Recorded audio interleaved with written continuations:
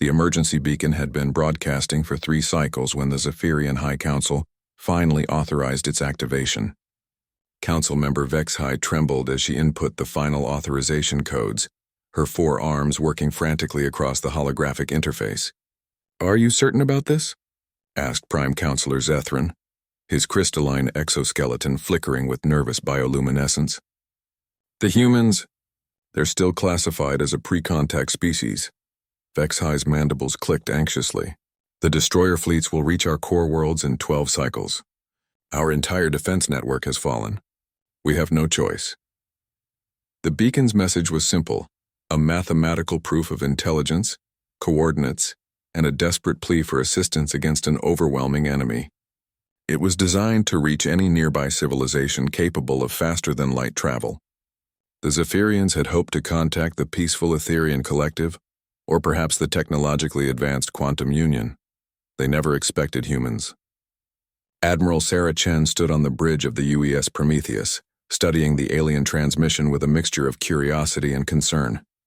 The Universal Translation Matrix had worked overtime to decode the message, revealing a species on the brink of extinction. "Ma'am," called Lieutenant Commander Rodriguez from the communications station, "we're receiving additional data streams. It looks like..." "Jesus, Admiral. These destroyers have wiped out 17 star systems in the past month." Chen nodded grimly. The footage was horrific. Entire worlds reduced to slag. Populations measured in billions simply gone. Whatever these destroyers were, they made humanity's worst nightmares look like children's games. "Signal the fleet," she ordered. "All ships prepare for emergency jump. We're going to help these Zephyrians." "Admiral," interrupted Commander Jackson, her tactical officer, "we're talking about a potentially hostile first contact situation with 2 unknown alien species. Protocol suggests we don't let an entire civilization get slaughtered while we debate paperwork." Chen cut him off. "These destroyers are moving toward inhabited systems. If we don't stop them here, they'll keep going until they reach Earth." The bridge fell silent. Everyone understood the implications. "How long until the fleet is ready?" Chen asked. "The dreadnoughts are spooling up their drives now. The Yamato, Bismarck, and Enterprise report ready. Carrier groups Alpha through Delta are launching fighters. We'll have 300 ships ready for jump in 6 minutes." Chen smiled coldly. "Then let's go introduce ourselves." The Zephyrian monitoring station detected the massive space-time distortions first. Technician Cliven nearly fell from his perch as his instruments screamed warnings about incoming vessels. "Multiple contacts. Massive energy signatures emerging from hyperspace." He chittered into his communicator. "Counting. By the ancient stars, over 300 vessels." On the High Council chambers, the leadership watched in stunned silence as their long-range sensors revealed the new arrivals. The ships were unlike anything in their databases, angular, aggressive, bristling with weapon systems that radiated barely contained violence. "What manner of beings did we contact?" whispered Counselor Zethrin. His answer came in the form of a transmission. The aliens, humans they called themselves, appeared on screen. They were bipedal, like the Zephyrians, but shorter and stockier with strange patches of fur on their heads and faces. Their leader, a female designated Admiral Chen, spoke with calm authority. "Zephyrian High Council, this is Admiral Sarah Chen of the United Earth Fleet. We received your distress call. We're here to help." Vexhai found her voice first. "Admiral Chen, we are grateful for your response, but you must understand. The destroyers command over 1,000 vessels. They have devastated entire sectors. Your fleet, while impressive, cannot possibly—" "Ma'am," Admiral Chen interrupted gently. "With respect, you don't know humans very well. We've looked at your enemy's tactical data. We know what we're up against." Her expression hardened.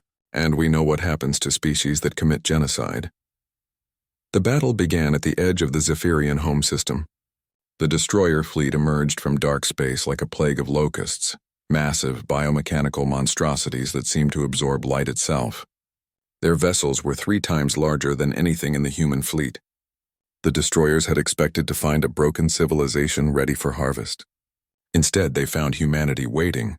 Admiral Chen watched from the Prometheus as the enemy fleet moved into formation.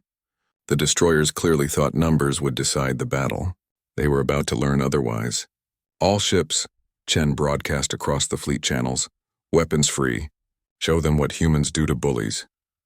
The human fleet erupted into action with a coordinated violence that stunned the watching Zephyrians. Rather than meeting the destroyers head-on, the human ship scattered into dozens of smaller groups, each one moving with predatory precision. The dreadnoughts Yamato and Bismarck led the central assault, their massive rail cannons tearing through destroyer hulls like paper. Meanwhile, carrier groups launched clouds of fighter craft that swarmed around the larger alien vessels like angry hornets, targeting weapon systems and engines with surgical strikes. But it was the human tactical doctrine that proved decisive. Where other species might have relied on superior firepower or advanced technology, humans had developed something far more dangerous: the ability to adapt and improvise in real time. Commander Jackson analyzed enemy movements and relayed tactical updates. "Admiral, the destroyers are trying to envelope our flanks. They're not used to facing opponents who don't line up and trade shots." "Good," Chen replied. "Signal the Enterprise group to begin Maneuver 7-7. Time to show them why we studied military history." The human fleet suddenly shifted formation, executing a complex pincer movement that would have made Napoleon proud.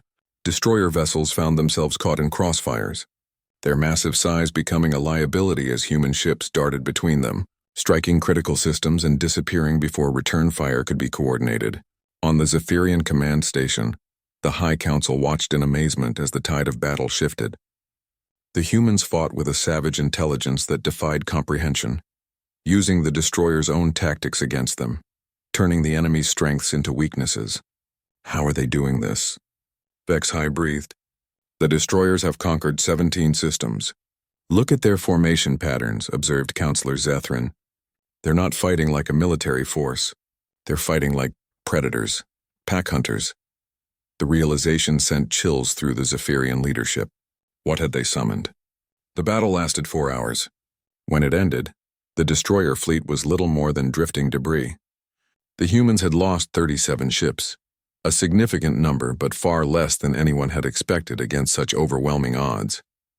Admiral Chen opened a channel to the Zephyrian High Council. Her image appeared on their screens, somehow more intimidating despite her small stature. "The immediate threat has been neutralized," she reported. "However, our analysis suggests this was only a fraction of the total destroyer force. We need to discuss long-term defense strategies." Vex High struggled to find words. "Admiral, we cannot possibly repay this debt. You came to our aid knowing nothing about us, risking your own people against impossible odds." Chen smiled, an expression that somehow managed to be both warm and terrifying. "Ma'am, that's what humans do, we help.